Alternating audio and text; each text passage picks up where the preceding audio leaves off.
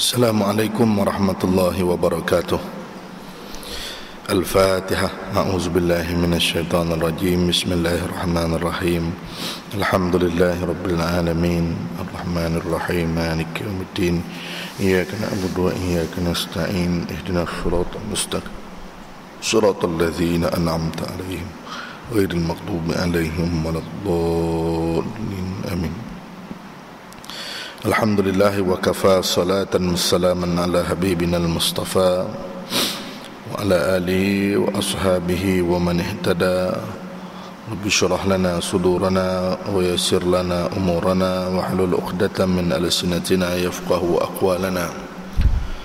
Rabbi yassir wa la tu'assir ya karim. Rabbi zidna ilma warzuqna fahma. Allahumma iftah bainana wa baina qaumina bil haqq wa anta khairul fatihin wa la hawla wa la quwwata illa billahil aliyyil azim. Amma ba'du.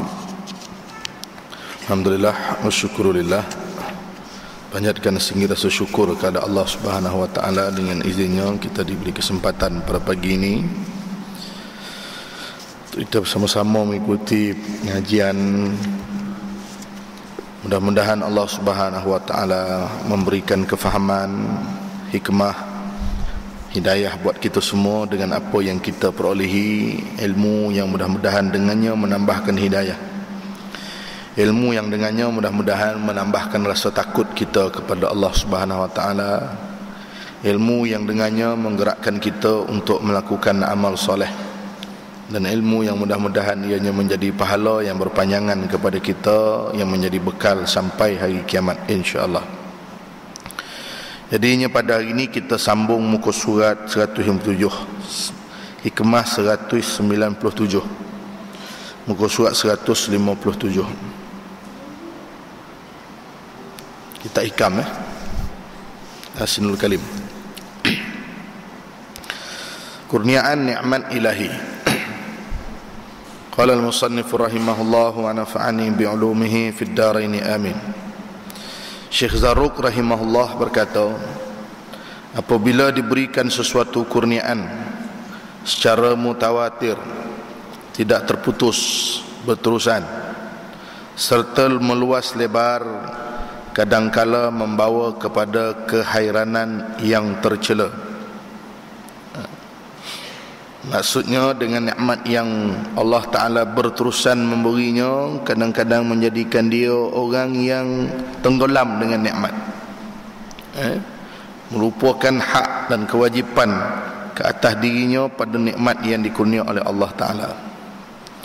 Benarlah kata Ibnu Ajibah rahimahullah, melaksanakan amanah sesuatu ialah memberi pengiktirafan hanya kepada pemberi nikmat. Ini seperti mana minggu yang sebelum daripada ni, hikam sebelum daripada ni, berkenaan dengan melihat pemberi nikmat daripada melihat nikmat. Dari makna inilah Ibnu Athaillah As-Sakandari menyebut, mengisyaratkannya, la tudhishka waridatun ni'am anil qiyami bihuquqi syukrik, fa inna zalika mimma yahuttu min wujudi qadrik. Janganlah kamu hairan apabila datangnya kurniaan nikmat Allah Ta'ala bertimbun-timbun, waridatun ni'am, supaya kamu laksanakan kewajipan yang dituntut sebagai tanda kesyukuran kepadanya. Sesungguhnya perasaan yang demikian bererti merendahkan harga dirimu sendiri. Baik, apa maknanya kalam hikmah yang kita nak bincang pada hari ini? La tudahhishuka, la tudhishka, janganlah kamu bingung dan merasa tercengang dan kehairanan, bihuquqi syukrika, menunaikan kewajipan sebagai seorang hamba untuk mensyukurinya. Syukur memberi maksud Allah Ta'ala menambah kurniaan taufik kepada hambanya. Taufik ni maknanya petunjuk. Petunjuk yang menyebabkan seseorang itu beramal. kita sebut hidayah. Wabillahi taufiq wal hidayah. Apa makna hidayah? Apa makna taufik? Hidayah ni petunjuk yang bersifat umum. Manakala taufik adalah petunjuk yang menggerakkan kita untuk beramal. Jadinya syukur memberi maksud Allah Ta'ala menambahkan kurniaan taufik, menggerakkan kita untuk taat beramal kepada hambanya, seperti kata Al-Harith Al-Muhasibi. Sedangkan Abu Sa'id Al-Kharras berkata, syukur ialah mengiktiraf kepada pemberi nikmat dan menyatakan ikrar dengan rububiyah. Maksudnya, bila kita sebut tentang syukur, maka syukur yang kita kena faham adalah mengiktiraf pemberi nikmat. Sebab itu disebut dalam kitab Haqaiq An-Tasawuf bahawa nikmat-nikmat ini dia kata terbahagi kepada 3, kata dia.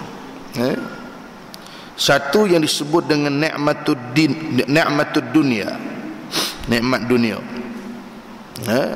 Nikmat dunia ni macam-macam lah. Harta, rumah, kereta, sihat tubuh badan, itu semua nikmat-nikmat dunia. Ada disebut dengan yang kedua nikmatud din, nikmat agama. Apa dia nikmatud din? Contohnya ilmu, taqwa. Itu nikmat ad-din, nikmat agama. Nikmat agama ni contoh macam ilmu, taqwa dan sebagainya. Kemudian nikmatul akhirah, yang ketiga disebut dengan nikmat akhirat. Apa dia nikmat akhirat? Nikmat akhirat ni maknanya segala perkara ataupun pahala-pahala yang kita buat. Pahala-pahala ni dikira sebagai nikmat akhirat. Jadi di atas segala nikmat yang Allah beri kita, dunia baik, nikmatud din dan nikmatul akhirah, maka dilihat kepada pemberi nikmat, bukan dilihat kepada nikmat itu semata-mata. Wujudi qadrika, merendahkan harga dirimu. Benarlah kata mafhum hikmah, benarlah kata Umar bin Abdul Aziz, tiadalah Allah Subhanahu wa taala memberikan suatu nikmat kepada hamba, kemudian hamba itu mengucapkan alhamdulillah, melainkan nilaian pujian alhamdulillah itu jauh lebih besar daripada nikmat yang diberikan. Sebab itu ada satu hadis yang Nabi sebut, kalimatani khafifatani fil lisan saqilatani fil mizan habibatani ila rahman. Nabi kata 2 kalimah yang ringan pada lidah, berat pada timbangan amal, dikasihi oleh Allah yang Maha Pengasih. Kalimatani khafifatani fil lisan saqilatani fil mizan habibatani ila rahman. Ringan pada lidah, berat pada timbangan, dikasihi oleh Allah yang Maha Pengasih. Apa dia 2 kalimah itu? Subhanallah walhamdulillah, iaitu ucapan tasbih dan ucapan alhamdulillah, ucapan memuji Allah Subhanahu wa taala. Dan dalam hadis lain Nabi sebut subhanallah tamla'ul mizan. Ucapan subhanallah dan alhamdulillah ini memenuhi timbangan amalan kita nanti pada hari kiamat. Ia bukan soal semata-mata ucapan. Lafaz yang keluar daripada lisan itu bukan semata-mata lafaz, tetapi ia adalah merupakan satu manifestasi yang ada dalam hati kita, lalu dikeluarkan dengan lisan pada ucapannya menyebut alhamdulillah. Kemudian ia dibuktikan dengan anggota yang mentaati perintah dan melaksanakan apa yang disuruh oleh Allah. Sebab itu, bila kita sebut tentang hakikat syukur, syukur ini adalah kesinambungan hati untuk cinta kepada Allah, kesinambungan anggota badan untuk terus melakukan ketaatan kepada Allah, kesinambungan lisan untuk terus memuji Allah Ta'ala. Ini hakikat syukur. Jadi bila kita sebut syukur ni, dia kesinambungan, ia berterusan. Kesinambungan rasa hati cinta pada Allah, itu syukur. Tidak cukup dengan itu, kesinambungan anggota badan dalam mengerjakan ketaatan kepada Allah, itu hakikat syukur. Dan kesinambungan lisan dalam memuji Allah Subhanahu wa taala, ini hakikat syukur. Maksudnya bukan hanya semata-mata soal ucapan dan ungkapan, tetapi ungkapan itu datang daripada kesinambungan hati yang cinta kepada Allah dan dibuktikan dengan amalan yang dikerjakan ataupun ketaatan yang dilaksanakan dalam mentaati perintah Allah Subhanahu wa taala. Baik. Jadi tuan-tuan muslimin dan muslimat rahimakumullah, kalam hikmah yang ke-197 ini memperingatkan kepada kita bahawa dengan banyaknya nikmat yang Allah beri kepada kita, janganlah sampai kita terlupa untuk bersyukur kepada Allah Subhanahu wa taala. Nikmat-nikmat Allah taala ni Allah isytihar dalam Quran. Wa in ta'uddu ni'matallahi la tuhsuha. Kalau kamu nak hitung nikmat Allah taala ini, nescaya kata Allah, kamu tidak akan mampu untuk menghitungnya. Kita nak kira-kira nikmat yang Allah beri kat kita ni, tak payah pergi jauh lah tuan-tuan. Tengok apa yang ada dalam diri kita ini sahaja, sudah begitu banyak nikmat yang Allah Ta'ala kurnia kepada kita. Yang nikmat yang banyak itu tidak sedikit pun mampu kita balas dengan seberapa banyak amalan yang mampu kita kerjakan. Sebab itu diceritakan suatu kisah yang selalu kita dengar berkenaan dengan seorang lelaki daripada Bani Israel yang beribadat selama 1000 tahun. Lalu dia masuk syurga dengan rahmat daripada Allah. Lelaki itu kata, ya Allah, aku nak masuk syurga dengan ibadat aku 1000 tahun. Allah kata, kau masuk syurga dengan rahmatku. Dia nak masuk syurga dengan ibadat. Maka Allah Ta'ala mengambil sebelah biji matanya, ditimbang sebelah biji mata ni dengan ibadat selama 1000 tahun, maka ternyata nikmat pandangan sebelah biji mata ni lebih berat daripada ibadat 1000 tahun yang dia kerjakan. Subhanallah. 1000 tahun punya ibadat tak boleh nak balas nikmat sebelah biji mata yang Allah Ta'ala beri. Ini pula kita ni ibadat, jangan kata 1000 tahun, kalau hitung-hitung setahun pun tak sampai. Yang namanya ibadat lah yang kita buat kan? Semayangnya 5 minit, 5 kali 5 baru 25 minit. Satu hari 25 minit, seminggu, sebulan, boleh setahun agaknya. Dalam setahun tu agak-agaknya berapa bulan yang namanya ibadat. Dalam umur kita 60 tahun Allah Ta'ala beri, agak-agaknya yang namanya ibadat ni berapa tahun agak-agak. 60 tahun, katalah kita ambil 1/3. 1/3 daripada umur kita, katalah dihabis dengan ibadat, baru 20 tahun. Itu pun kalau sepenuh. Kalau balik umur 45 tahun, 45 tahun bukan tika semayang, tak cukup juga. Jadi maka oleh sebab itu, kalau nak dihitung nikmat Allah, nak dibalas nikmat Allah dengan ketaatan sekalipun, ia tak mampu dibalas. Melainkan sebagai hamba ni menunjukkan rasa syukurnya yang sentiasa kepada Allah Ta'ala. Syukur atas nikmat yang Allah beri. Bersyukur itu pun satu nikmat. Orang awam macam kita ni bersyukur di atas nikmat. Tengok nikmat kita syukur, dapat nikmat kita syukur. Ini orang awam. Golongan yang muqarrabin, yang hampir dengan Allah Ta'ala, bersyukur itu pun satu nikmat bagi dia. Bersyukur itu pun satu nikmat.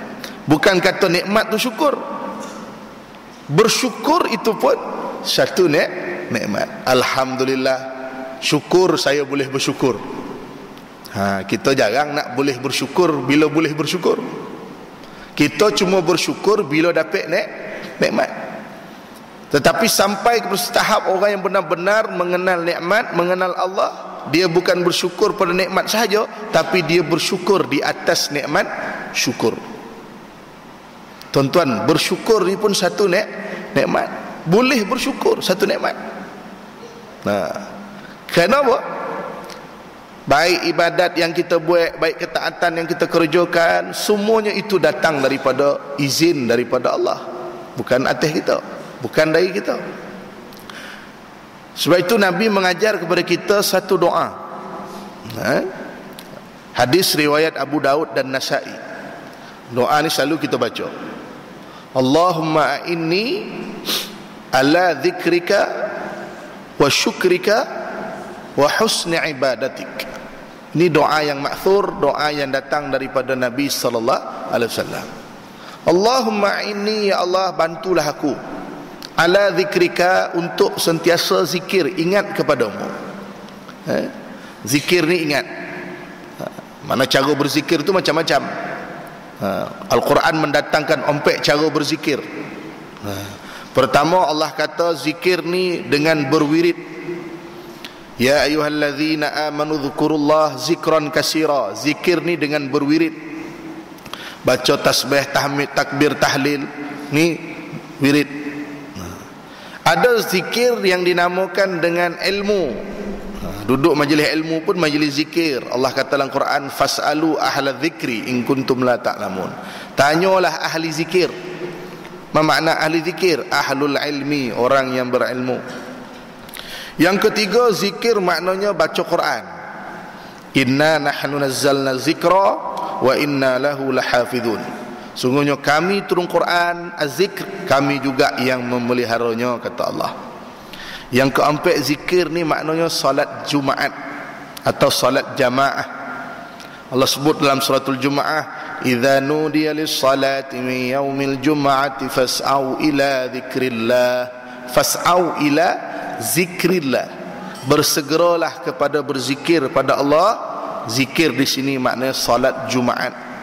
Salat Jumaat ni tak sah melainkan jamaah. Maka salat Jumaat dan salat jamaah juga satu bentuk zikir. Kita doa dengan Allah, Allahumma inni ala zikrika, ya Allah tolonglah aku untuk mudahkan aku sentiasa berzikir. Wa syukrika, dan bersyukur ke atas engkau. Wa husni ibadatik, dan beribadat dengan baik kepadamu, ya Allah. Kita minta, kerana berzikir itu juga nikmat anugerah dari Allah, bersyukur itu pun nikmat dari Allah, beribadah dengan baik juga adalah nikmat daripada Allah Subhanahu wa taala. Sebab itu tuan-tuan, kita kena ukur diri kita. Nikmat-nikmat yang Allah Ta'ala beri kepada kita ni menambahkan ketaatan kepada kita atau menambahkan rasa kita melihat nikmat tu pada diri kita. Jadi kalau kita memandang nikmat yang Allah beri kepada kita itu, semakin banyak nikmat, makin kita rasa membesarkan Allah Ta'ala, maka itu tanda-tanda orang yang selamat. Tapi sebaliknya, dengan nikmat menjadikan kita tenggelam daripada mensyukuri nikmat Allah Ta'ala, kita bimbang nikmat itu bukannya nikmat yang Allah anugerah kerana sayang dan kasihnya kepada kita, tetapi Allah beri dalam keadaan ujian untuk Allah menambahkan azab kepada kita. Kita kena ingat sungguh, nikmat-nikmat ni bila Allah Ta'ala beri, kalau menambahkan rasa syukur, itu menambahkan rasa dekatnya kita dengan Allah lagi. Wa ista'azzana rabbukum la in syakartum la azidannakum. Kalau kamu bersyukur, kata Allah, aku akan tambah nikmat. Tetapi kalau nikmat yang kita dapat menjadikan kita semakin jauh daripada Allah Subhanahu wa taala, kita bimbang nikmat itu menjadi asbab untuk kita diseksa oleh Allah Ta'ala. Wala in kafartum inna azabi lasyadid. Kalau kamu kufur, kata Allah, sesungguhnya azab aku terlalu amat pedih. Makin banyak nikmat dia dapat dalam keadaan tak bersyukur, makin berat azab yang dijanjikan oleh Allah Subhanahu wa taala. Allah pernah merakam dalam Al-Quran kisah Qarun dan beberapa golongan-golongan yang diberi kenikmatan yang banyak tapi kufur kepada Allah, lalu Allah beri kepada mereka azab seksa yang sangat pedih. Maka apakah kita nak tenggelam dengan nikmat yang Allah berikan? Maka disebut dalam satu kalam hikmah, dia kata, bila kamu bersyukur dengan suatu nikmat, kamu telah mengikat nikmat tersebut, kata dia. Bila kamu kufur dengan suatu nikmat, kamu sebenarnya sedang melepaskan nikmat tersebut. Sebab itu bila kita sayang, kita kasih pada sesuatu nikmat, ikatlah dia dengan kesyukuran. Tetapi kalau kita kufur dengan nikmat yang Allah beri, sebenarnya kita sedang melepaskan nikmat itu untuk Allah Ta'ala tarik balik semula nikmat tersebut. Iktibar hikmah. Ilahi, ibnu Adam laisa fihi sya'ratun illa wa tahtaha ni'matun wa fawqaha ni'mah. Famin aina yukafi'uka fa'auha Allah Ta'ala ilaihi ya Dawud, inni u'tiyal kathir wa arda bil yathir wa in syukra zalika an ta'lam annama bika min ni'matin faminni. Kata Nabi Daud, Tuhanku, seorang anak Adam tidak ada pada seurat rambut melainkan di bawahnya terdapat nikmat dan di atasnya juga terdapat nikmat. Subhanallah. Sehelai rambut yang tumbuh pada tubuh badan kita, atasnya pun nikmat dari Allah, bawahnya pun nikmat daripada Allah. Tumbuh di atas tu pun nikmat daripada Allah Ta'ala. Maksudnya apa? Tak ada satu benda ni atas usaha kita, semuanya nikmat daripada Allah Ta'ala. Tuan-tuan, tak ada satu pun usaha dari kita, semuanya nikmat daripada Allah. Kita cek isteri kita didapati mengandung, contohnya 2 bulan ataupun sebulan, kata. Kita ni sebagai bapa baik, sebagai ibu, tak boleh buat apa-apa bayi yang ada dalam tu. Allah yang membesar, Allah yang bagi makan, Allah yang memelihara, Allah yang menyelamatkan, Allah yang melindungi. Mananya yang kata kita? Mananya yang boleh kita dakwa kita punya? Mana yang boleh kita dakwa ini hasil kerja saya, ini usaha saya? Tak ada. Semuanya nikmat daripada Allah Subhanahu wa Ta'ala. Hatta kita boleh bersin tu pun nikmat dari Allah. Orang jarang nak berasa bersin tu nikmat. Memang bersin nikmat. Sebab itu disunnahkan kita bila bersin, kita sebut alhamdulillah. Satunya katanya penyakit keluarlah. Yang keduanya, bila kita bersin ni, dikatakan bahawa bila Allah Ta'ala meniupkan ruh kepada Nabi Allah Adam alaihissalam, antara bondo pertama yang Nabi Adam dapat adalah bersin ni lah, tanda bernyawa. Bersin kita, alhamdulillah, bernyawa lagi kita empat tu. Kalau lepas bersin dah tak bernyawa, innalillah jawab. Tak ada lagi alhamdulillah. Jadi apanya tuan, kita bernapis ni pun subhanallah, kita pandai tarik lopeh. Hak yang dalam ni buat kerja pun kita tak tahu. Kita pandai tolan makan ya, proses makan dalam ni pun kita tak tahu. Ini semua nikmat daripada Allah Subhanahu wa Ta'ala. Sebab itu bila kita bersyukur, kita sedang mengikat nikmat tersebut. Tetapi bila kita kufur, kita sebenarnya sedang melepaskan nikmat tersebut. Maka dari manakah akan dapat memberi kecukupan kesenangan untukmu? Maksudnya apa?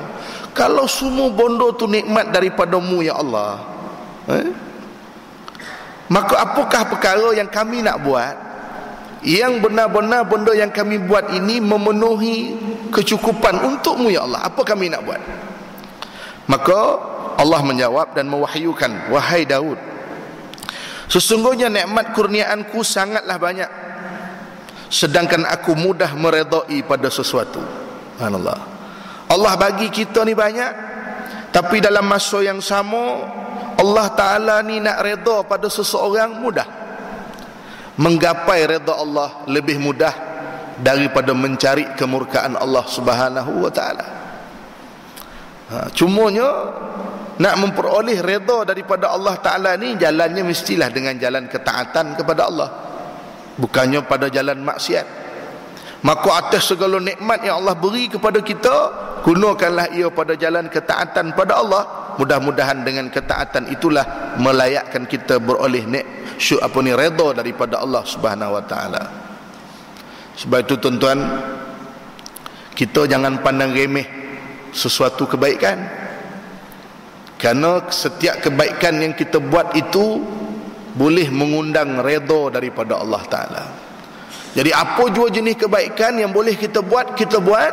Mudah-mudahan dengan satu kebaikan yang kita buat, banyak kebaikan kita buat, ada satu yang diredai oleh Allah, selamatlah kita dunia dan akhirat.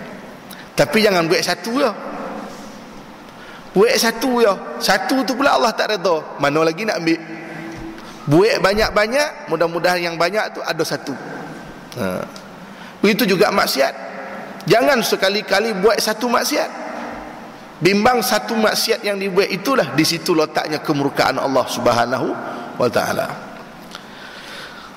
Jikalau ada perasaan rasa syukur kepadaku, maka sesungguhnya engkau sedang mengetahui tiada apa dari dirimu akan nikmat itu sedang ianya berasal dariku. Maksudnya, kalau kita rasa semua perkara tu dari Allah, tak ada pun dari kita, itu tanda kita sedang bersyukur. Tandanya kita syukur ni bila kita rasa yang semua yang kita dapat tu dari Allah, maka itu tandanya kita bersyukur. Tapi bila kita berasa lagi nikmat tu dari kita, itu tandanya belum syukur. Pandai anak kau mengaji 9A UPSR, tengok bapak lah, kata dia. Ada lagi tengok bapak tu, bapak dia SRP 3 kali. Nak tengok bapak apa? Pandai. Yang bagi cerdik, yang bagi pandai, tak kita Allah. Mak bapak profesor, belum tentu anak pandai, Allah juga yang bagi pandai. Mak bapak orang kampung, tapi Allah bagi pandai, pandai dah. Maka tang mananya kita nak ngaku nikmat ni dari kita? Sebenarnya tak ada bodoh. Yang kita boleh lihat diri kita, melainkan seluruhnya dilihat dan dikembalikan kepada pemberi nikmat, iaitu Allah Subhanahu wa Ta'ala. Hatta tuan-tuan, saya selalu sebut, kita boleh beribadat ni pun adalah merupakan pilihan anugerah daripada Allah. Boleh datang mengaji ni pun tuan-tuan, ini anugerah Allah ni, bukan sebab tuan-tuan. Macam mana boleh datang pagi ni? Saya free Ustaz, hari ni tak ada kerja apa. Berapa ramai orang yang free kat rumah tu tapi tak dipilih untuk datang. Tak ada kerja pun tapi tak datang. Wah, saya ni Ustaz alhamdulillah dah pencen-pencen ni boleh datang mengaji. Ada yang orang pencen tak datang mengaji, bukan sebab pencen tu, tak. Pilihan Allah Ta'ala tu. Maka pilihan Allah Ta'ala itu juga satu nikmat. Seorang gubernur menghantar surat pada Amirul Mukminin Sayyidina Umar, inni bi'ardin qad kasurat fiha an-ni'am hatta laqad ashfaqtu ala man qabli dha'fa syukr. Sesungguhnya aku berada di negeri yang dilimpahi pelbagai jenis nikmat, sehingga aku berasa kasihan pada orang yang hidup sebelumku, iaitu mereka sedikit sahaja rasa bersyukur. Lalu Sayyidina Umar menjawab, inni kuntu araka annaka a'lamu billahi mimma anta, inna Allah Ta'ala lam yun'im ala abdi ni'matan fahamidallaha ta'ala alai illa kana hamdahu afdal min ni'mah law kunta la ta'rifu dhalika illa fi kitabillahil munazzal. Sungguhnya aku melihat bahawa engkau sudah berada dalam keadaan sangat mengenali Allah Ta'ala. Adapun sesungguhnya Allah Ta'ala tidak mengurniakan suatu nikmat kepada hambanya, maka hendaklah kamu mengucap Alhamdulillah adalah lebih afdal daripada sebarang nikmat. Dan ketahuilah sungguhnya kamu tidak akan mengetahui ini kecuali dengan merujuk kalam Allah SWT pada kitab yang diturunkannya, iaitu Al-Quran. Maknanya Sayyidina Umar nak beritahu, bila kita beroleh sesuatu nikmat yang kita lihat, yang kita dapat, maka pujian kepada Allah Subhanahu wa Ta'ala dengan mengucapkan Alhamdulillah sekurang-kurangnya merupakan juga suatu kurniaan nikmat daripada Allah, dan bersyukur itu lebih besar nilainya daripada nikmat yang kita dapat. Kita dapat 2 juta tu nikmat dah tu, tapi bersyukur dengan dapat 2 juta tu lagi besar nilainya daripada 2 juta tu. Contohnya lah, itu nikmat yang berbentuk nikmat dunia lah. Kita boleh dapat nikmat dunia ni, naik pangkat, ya Allah, bersyukur kita. Bersyukur tu lagi besar daripada nikmat yang kita dapat. Nilai syukur ni lebih tinggi daripada nikmat yang kita dapat. Sebab itu pernah ditanya kepada seorang ahli hikmah. Dia kata antara syukur dengan sabar, manakah yang lebih tinggi makamnya di sisi Allah? Syukur dengan sabar ni tuan-tuan, mana makam lagi tinggi? Ada satu hadis Nabi kata, at-ta'imus syakir kas-sa'imus sabir. Ada satu hadis Nabi kata, seorang yang makan bersyukur sama nilainya macam orang yang berpuasa yang sabar. Tapi janganlah makan dia kata, saya ni makan Ustaz, syukur ni sama je macam orang yang puasa ni, kata dia. Tapi nak kata nilai syukur ni, nilainya dengan nilai sabar bagaimana? Sebab itu kata al-hikmah, nilai syukur ni lagi tinggi daripada nilai sabar. Kenapa? Kerana sabar ini pada musibah, sedang syukur ini pada nikmat. Sabar pada musibah, kebiasaannya seorang makhluk bila timpa dengan musibah dan kesusahan, sabarnya ia lalu dia kembali kepada Allah. Sedangkan syukur itu berterusannya dia bersyukur, mengingati Allah, kembali kepada Allah dalam keadaan dia tidak ditimpa dengan kesusahan dan kepayahan sekalipun. Sebab itu tengok, bila Nabi SAW ditanya oleh Sayyidatina Aisyah, wahai Rasulullah, kenapalah kamu sembahyang ni sampaikan bongkak kaki? Laqad ghafarallahu laka ma taqaddama min dhanbika wa ma ta'akhkhar. Sedangkan Allah Ta'ala telah beri jaminan ampun dosa terdahulu dan dosa yang akan datang. Maka apa jawab Nabi? Afala uhibbu an akuna abdan syakura. Tidakkah kamu suka aku ni menjadi hamba Allah yang bersyukur? Maknanya Nabi ni munajatnya, ibadatnya, taqarrubnya kerana syukur. Nilai ibadah paling tinggi bagi seorang makhluk, ibadahnya kerana syukur. Ibadah kita ni tuan-tuan masih lagi pada tahap ibadat yang di peringkat awam. Sebab apa? Ibadat kita masih lagi mengharap nikmat. Sedang ibadat Nabi kerana syukur, ibadat kita kerana nikmat. Kenapa sembahyang sunat duha ni? Mudah-mudahan murah rezeki, kan nikmat. Kenapa tahajud ni? Mudah-mudahan hidup sonang. Kenapa sembahyang bagian-bagian? Mudah-mudahan dapat pahala. Pahala, rezeki, apa jua benda yang kita nak daripada Allah, itu mengharap nikmat. Maka ibadat kita pada tahap mengharap nikmat. Ibadat Nabi kerana syukur kepada Allah Subhanahu wa ta'ala. Belum sampai kita. Rajin kau baca, rajin berwirid ni, kata dia. Kata dia. Mudah-mudahan adalah pahala. Maknanya bila kita ibadat mengharap pahala, itu tandanya ibadat kita kerana nak dapatkan nikmat. Sedangkan ibadat Nabi bukan kerana nak dapat nikmat, ibadat Nabi kerana syukur kepada Allah Subhanahu wa ta'ala. Masya-Allah. Dia macam orang dah confirm jawatan naik. Ni jawatan tak confirm naik lagi ni, bukan main rajin lagi bekerja. Dia bos kata ada 3 orang pegawai ni aku nak lantik jadi pengarah, kata bos. Jadi 3 orang ni bekerja macam nak mati betul. Bos sungguh-sungguh kerja. Jadi bila orang tanya, rajin kau? Biasalah, kata dia. Mudah-mudahan dapat kat aku, kata dia. Yang biasanya adalah bila nak dapat sesuatu dia bersungguh, itu biasa. Yang luar biasanya bila sudah dapat sesuatu dia bersungguh-sungguh. Bila dia dah dapat jawatan tu, bos pun pilih dia. Bila bos pilih, bersungguhnya tu lebih lagi daripada waktu dia nak dapat jawatan tu. Nabi ni dah confirm masuk syurga, istilah gitulah. Dah diampun dosa oleh Allah, tapi masih kuat beribadat. Subhanallah. Inilah yang luar biasa. Dia macam nak kahwin lah tuan-tuan kan. Yang perempuan masa nak belum kahwin ni kemudian jago cantik, nak bagi orang terpikat lah, nak bagi ni lah. nak kahwin. Yang laki pula belum kahwin ni bukan menjaga badan, bukan macam-macam lagi lah. Dah kahwin, contoh ni tak ada kena-mena yang hidup atau yang mati ni, kan? Dah dapat tak dapat relax. Dulu kami gaji nanti daging kek pak mentua, ayam kek mah pak mentua. Sebab apa? Belum dapat.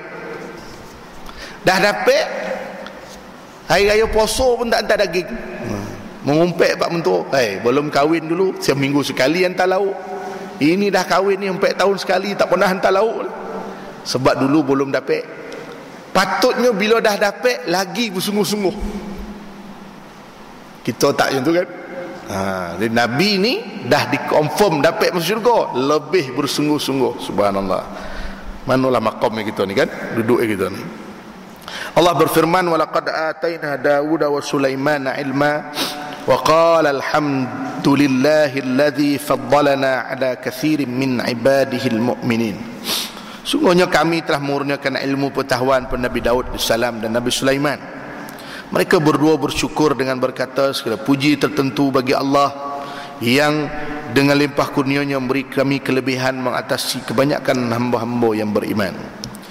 Dan Nabi Daud dan Nabi Allah Sulaiman dikurniakan oleh Allah Subhanahu Wa Taala suatu nikmat dan kelebihan yang jauh lebih hebat daripada apa yang diperolehi oleh orang-orang yang beriman kepada Allah Subhanahu Wa Taala.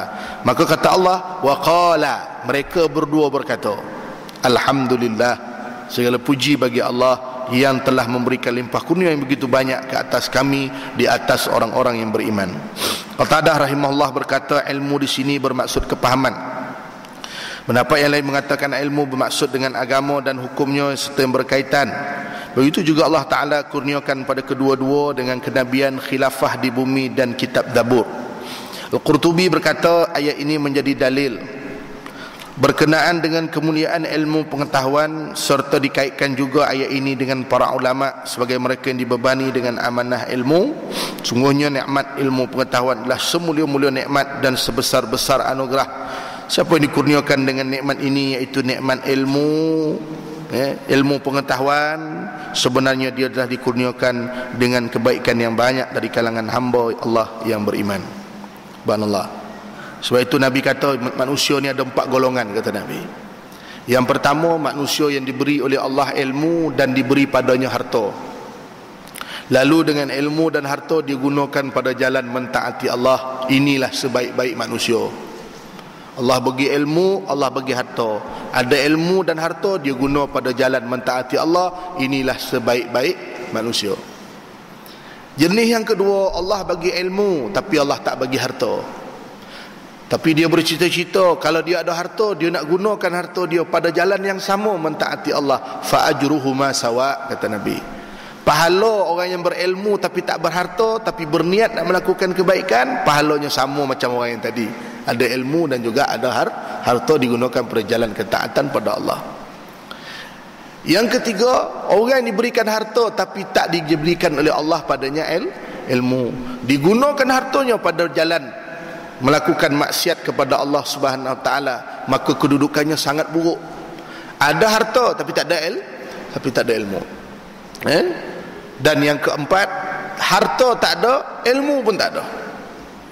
Dalam keadaan tak berharta dan tak berilmu, dia bercita-cita kalau dia ada harta, dia akan menggunakan hartanya pada jalan maksiat kepada Allah Subhanahu Wa Taala, maka dialah seburuk-buruk manusia di atas muka bumi ini. Dia tak berharta, tapi dengan kalau ada harta niatnya nak buat maksiat. Jadi inilah seburuk-buruk manusia. Jadi oleh sebab itu nilai yang tinggi bagi manusia ni, nikmatnya adalah nikmat ilmu. Kerana ilmu tu kita beroleh hidayah daripada Allah Subhanahu Wa Taala. Baik. Firman Allah Subhanahu Wa Taala, wasiqal ladzina taqaw rabbahum ila al-jannati zumara hatta idza ja'uha wa futihat abwabuha wa qala lahum khazanatuha salamun alaykum tibtum fadkhuluha khalidin. وقالوا الحمد لله الذي صدقنا وعده وأورثنا الأرض تبوأ من الجنة حيث نشاء فنعم أجر العاملين. Dan orang-orang yang bertakwa pada Tuhan mereka akan dibawa ke syurga dengan berpasukan, sehingga bila mereka sampai ke syurga yang pintunya sedia terbuka dan penjaganya mengalukan mereka dengan katanya, salam sejahtera kepada kamu, berbahagialah kamu, maka silalah masuk ke dalam syurga ini dengan keadaan tinggi kekal di dalamnya. Mereka pun masuk. Mereka berkata, segala puji yang tertentu bagi Allah yang telah menepati janjinya kepada kami dan yang menjadikan kami mewarisi bumi syurga ini dengan sebebasnya. Kami boleh mengambil tempat di syurga ini di mana sahaja kami suka, dan maka pemberian demikianlah sebaik-baik balasan bagi orang-orang yang beramal. Betul, kita tengok dalam Quran yang lain, di antara doa orang-orang yang masuk syurga ini adalah wa akhiru da'wahum anilhamdulillah, yang kita selalu jadikan dia sebagai penutup doa tu, wa akhiru da'wahum anilhamdulillahil wa akhiru da'wahum. Itu daripada surah Yunus ayat yang ke-10. Ucapan orang yang masuk syurga, akhirnya dia menyebut apa juga? Da'wahum anilhamdulillah. Masih lagi pada pujian-pujian kepada Allah Subhanahu wa taala. Menurut sebuah riwayat, Sayyidina Umar Al-Khattab berkata, "Ma minkum min ahadin yatawaddau fayublighu aw fayuthbighul wudu, thumma yaqulu asyhadu an la ilaha illallah wa anna Muhammadan abduhu rasuluhu illa futihat lahu abwabul jannah, thamanatu yadkhuluha min ayyuha sya." Jika seseorang antara kamu berwuduk kemudian mengucap kalimah syahadah, pasti akan dibukakan 8 syurga dan dia boleh masuk pada mana-mana pintu yang disukainya. Al-Maraghi berkata, pintu-pintu syurga akan dibuka apabila mereka sampai ke sana, sebagaimana khadam membuka pintu masuk untuk para tetamu. Kemudian para penjaga pintu syurga berdiri menghormati dan gembira menyambut kedatangan mereka. Mereka dimasukkan ke syurga berasa gembira di atas nikmat yang diberikan kepada mereka. Sebab itu selalu saya dengar Tuan Guru Syekh Murtada. Syekh Murtada ni dia selalu baca doa, Allahumma inni as'aluka tamaman ni'mah, Allahumma inni as'aluka tamaman ni'mah. Bila saya tanya, dia pun syarahlah, apa itu tamaman ni'mah? Tamaman ni'mah, ya Allah, kurniakanlah aku kesempurnaan nikmat. Apakah itu kesempurnaan nikmat? Dukhulul jannah, masuk syurga. Jadi kesempurnaan nikmat ni apa dia? Masuk syurga Allah Ta'ala lah tuan-tuan. Setakat dapat dunia ni, segala bentuk kemewahan dunia ini, dia belum lagi kesempurnaan nikmat. Dia masih lagi ada kekurangan nikmat. Alhamdulillah lah ustaz, kata dia, saya naik pangkat, kata dia. Dah sempurna belum pangkat tu naik tu? Belum lagi. Ada lagi tak tinggi daripada tu? Ada, kata dia. Alhamdulillah ustaz, saya menang jadi adun, kata dia. Atas adun ada lagi tak? Atas adun ada, esko. Alhamdulillah ustaz, pilih pula jadi esko baru ni, kata dia. Rombakan kabinet, dapat pula jadi esko. Atas esko ada lagi tak? Ada, menteri besar. Alhamdulillah ustaz, dah jadi menteri besar dah sekarang saya. Atas menteri besar ada tak? Ada. Perdana Menteri. Atas Perdana Menteri ada lagi tak? Ada. Kan? Siapa? Isteri Perdana Menteri? Mana ada? Perdana Menteri lah. Atas Perdana Menteri tu raja lah pula kan? Kan tak? Raja. Atas raja ada raja? Ada lagi. Atas apa lagi? Menikmat dunia ni, kalau kita rasa hebat pun nak, dia belum sempurna. Ni kereta paling mahal di dunia ni ustaz, 3 juta harga dia. 3 juta harga dia. Tapi agak-agak kalau pancit pun tolak tak kan? Tolak juga, tak sempurna nikmat tu. Ini makanan paling sedap ustaz, sila makan. Kita pun makan. Lepas makan, kita nampak sedap, rasa sedap, sampai dalam perut tak rasa sedap, sakit perut pula jadi. Sempurna nikmat? Tetap tak sempurna nikmat. Tapi syurga, ceritalah apa tentang syurga ni, semuanya sempurna, subhanallah. Sebab tu dalam satu hadis kursi Allah kata apa? A'dadtu li ibadiyas salih ma la ainun ra'at wala uzunun sami'at wala khatara ala qalbi bashar. Syurga ni gambarannya macam mana?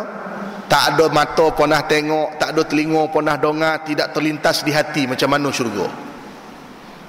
Kalau tuan-tuan rasa syurga tu macam tu, terlintas di hati, itu bukan syurga.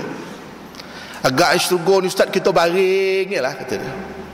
Kalau itu yang pakcik gambarkan, itu bukan syurga. Syurga lagi hebat daripada tu. Lagi hebat daripada baring apa dia? Kita ni kira baring tu dah hebat lah tu. Aircon Ustaz tak ada. Lagi hebat daripada aircon. Sejuk tak ada aircon, tapi sejuk. Macam mana tu? Yang tak boleh fikir itulah namanya syurga. Hebat betul. Diceritakan bila berhajat sesuatu dalam syurga, Allah mengurniakan hajat tersebut. Mengurniakan hajat. Sodap pula nampak burung ni. Tahu datang burung tu jadi makanan tu. Subhanallah. Kita pergi kedai tengok ni. Apa makanan sedap sini? Ikan 3 gaso. Siakap 3 gaso. Kita bermintalah siakap 3 gaso. Mak sedap sedap sungguh. Makan. Nikmat tak?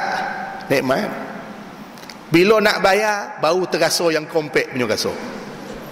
Dia jadi ikan dompet gaso je dia. Masa nak bayar baru tergaso. Ya Allah, mahal lupa. Tadi bukankah nikmat? Baru saja nikmat, sudah lagi ditarik nikmat tersebut. Ni dunia. Syurga ni lepas nikmat. Lepas nikmat. Subhanallah. Sebab itu tak ada cita-cita yang tertinggi bagi kita orang Islam ni, melainkan syurga. Dunia ni Allah bagi apa pun bagilah, tapi saya nak di syurga Allah Ta'ala ni, saya nak itu. Tapi taklah semudah itu. Kata Nabi, hiffatul jannatu bil makarih wa hiffatun nar bil syahwat.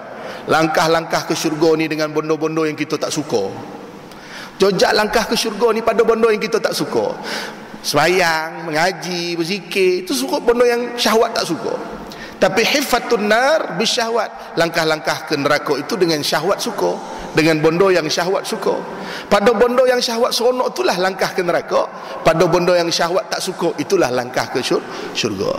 Sebab itu bila boleh bermujahadah, lawan syahwat kita, keinginan kita, inilah langkah-langkah untuk kita masuk ke dalam syurga Allah SWT. Dia bukan semudah apa ku nantimu di pintu syurga. Dia tak semudah macam tu, tuan-tuan.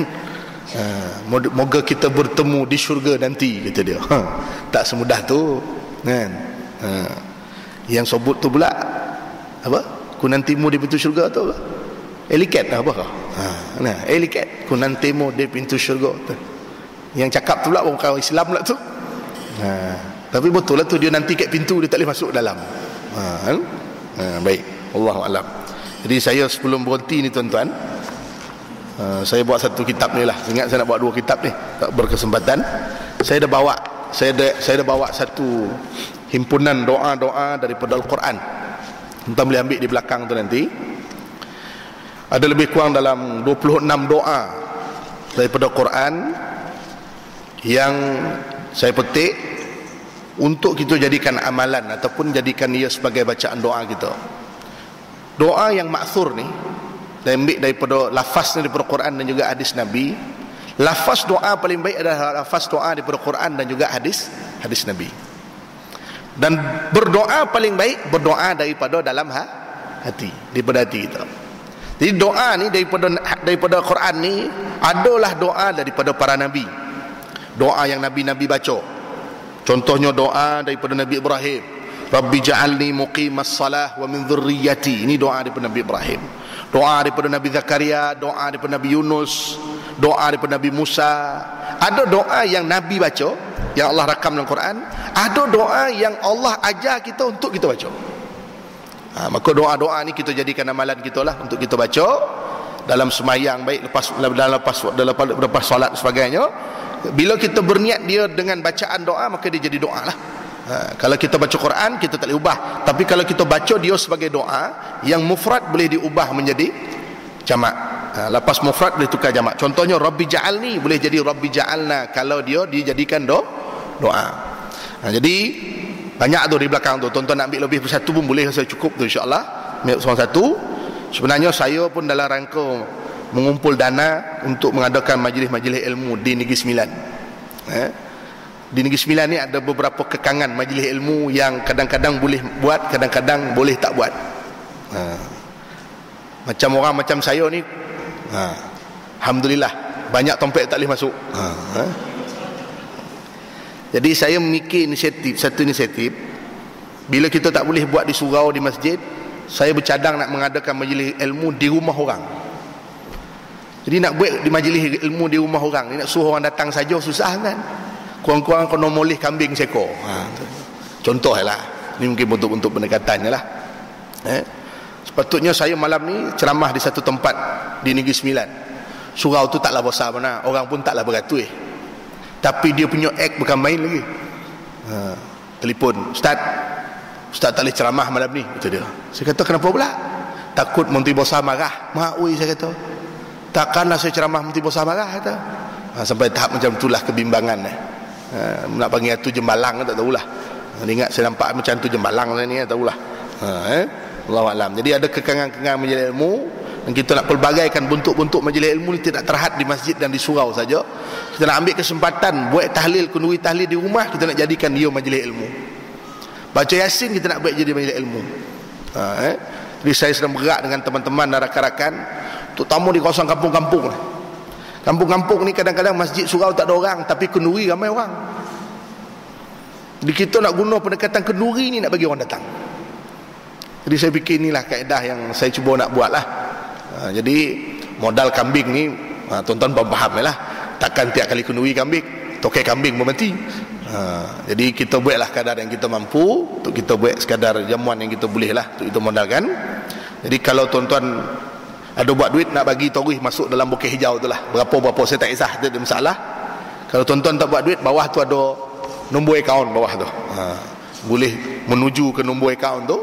Masuklah berapa yang ikhlas. Kalau ikhlasnya RM10, bagi RM10. Kalau rasa RM3 tak padat, masuklah RM3,000. Kan? Itu terpulanglah pada tuan-tuan. Jadi itulah sekadarnya. Mohon maaf banyak-banyak anda ada salah silap.